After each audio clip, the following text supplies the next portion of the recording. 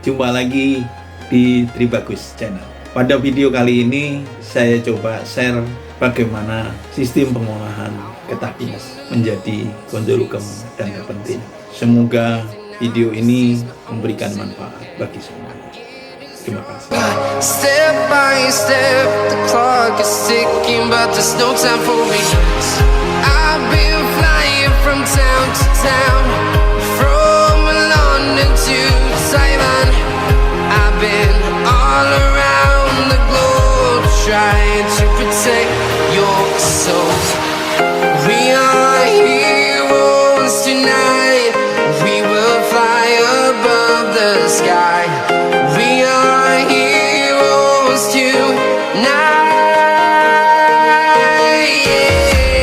We are heroes tonight. We will fly above the sky. We are heroes tonight. Yeah.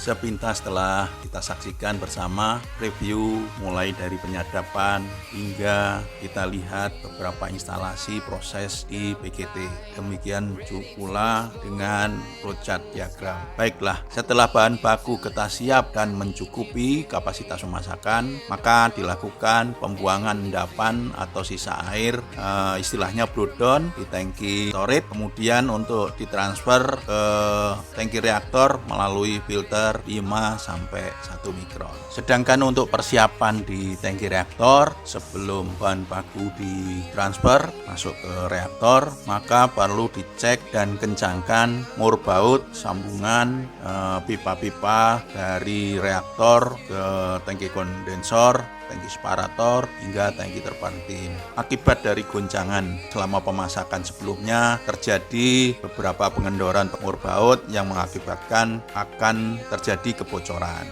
Untuk itu perlu selalu dicek bagaimana kondisi sambungan-sambungan pipa saluran tersebut. Cek juga tangki penampung minyak terpentin sementara perlu dikosongkan, dan juga tangki air kondensat. Ini untuk menampung selama proses pemasakan nanti. Tangki reaktor sebelum diisi dilakukan pemakuman semaksimal mungkin, biasanya minus 64 cm Hg, dan perlu persiapan ketel uap pada tekanan kerja maksimal, dan kurangi kegiatan-kegiatan yang menggunakan uap langsung. Biasanya terjadi pada bak getah untuk mencuci drum getah. Ini harus dihentikan sementara selama proses pemasakan di reaktor berlangsung. Setelah persiapan bahan baku selesai, tangki reaktor telah divakum, maka pindahkan bahan baku getah pinus ke tangki reaktor melalui pompa, atau jika vakum mencukupi maka akan tersedot secara perlahan. Setelah mencapai volume 1/4 dari bahan baku, buka keran uap terbuka atau open steam secara perlahan dan sedikit saja pembukaannya agar terjadi gulakan atau adukan.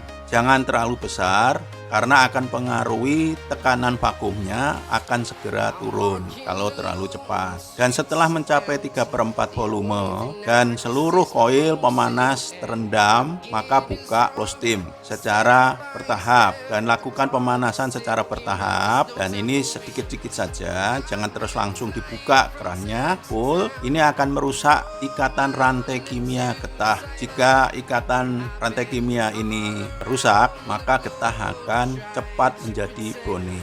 Ini maksudnya kenapa dilakukan pemanasan secara bertahap.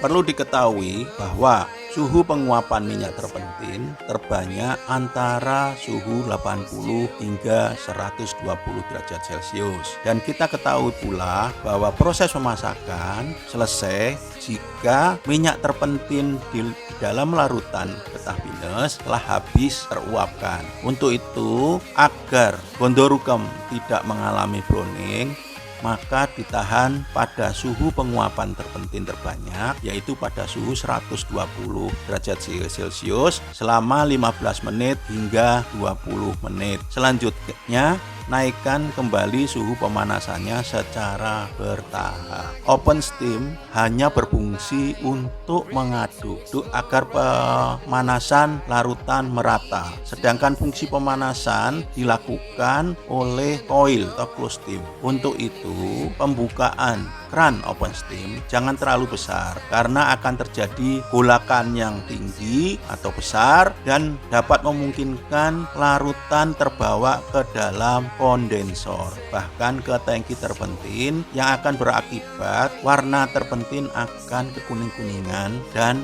lengket sekali. Sekali lagi saya jelaskan bahwa proses pemasakan di dalam tangki reaktor digunakan open steam atau uap terbuka yang berfungsi mengaduk sekaligus mendorong uap terpentin menuju tangki kondensor. Sedangkan closed steam atau uap tertutup di dalam koil berfungsi memanaskan larutan getahnya. Proses pemasakan dinyatakan selesai jika kandungan terpentin di dalam larutan getah telah tuntas habis dengan ditandai tetesan pada tabung gelas pengamat saluran input tangki separator. Secara teknis, suhu pemanasan mencapai 185 derajat Celcius hingga 200 derajat Celcius. Sedangkan jika menggunakan pompa vakum dengan tekanan NEC minus 64 cm3 dapat mencapai suhu 160 derajat Celcius hingga 175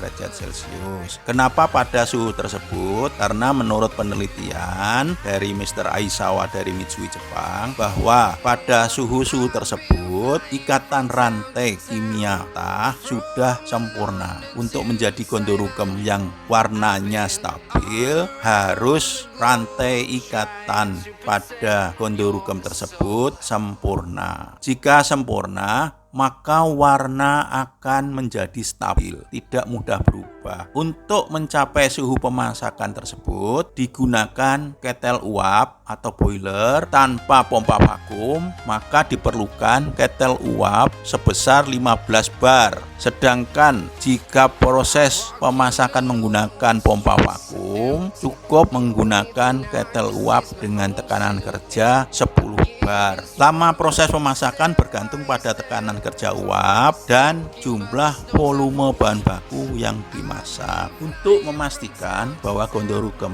telah mencapai persyaratan dari mutunya, maka dilakukan pengujian gondorukem melalui saluran penuangan pipa Canning. Diambil beberapa gram untuk diuji. Bila telah mencapai titik lunak yang ditentukan, maka proses pemasakan dihentikan. Pertama-tama tutup closed steam, ya, tutup closed steam koil rapat-rapat sehingga terjadi proses pendinginan. Golakan open steam tetap dibuka, namun hanya sekedar menggolak, mengaduk agar larutan tetap homogen. Setelah itu, vakum melalui tangki terpentin dibuka perlahan-lahan melalui pipa ventilasinya agar tidak terjadi oksidasi yang cukup besar pada saat pembukaan vakum, karena akan mempengaruhi warna gondorukem. Jika terjadi oksidasi di dalam tangki reaktor, warna gondorukem jadi gelap. Pengujian pada gondorukem saat penuangan kemasan drum dilakukan sebanyak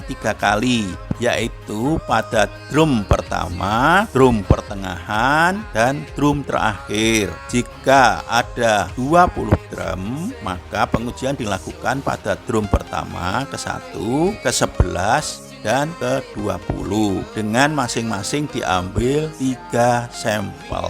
Produk gondorukem secara umum dikemas dalam drum yang terbuat dari plat logam baja lapis seng atau biasa disebut BJLS dengan ketebalan 0,25 hingga 0,3 mili tanpa mengandung timbel. Baru diperhatikan banyak beberapa negara yang tidak mau drumnya mengandung gunung timbel karena ini tidak ramah lingkungan. Volume bersih dari Gondorukem dalam drum umumnya 225 kilo dan 240 kilo. Pengukuran berat produk dalam kemasan, drum dan juga box karton dilakukan saat proses penuangan ya, menggunakan timbangan digital kapasitas 500 kilo. Kalau satu-satu, kalau langsung 4 biasanya 1 ton.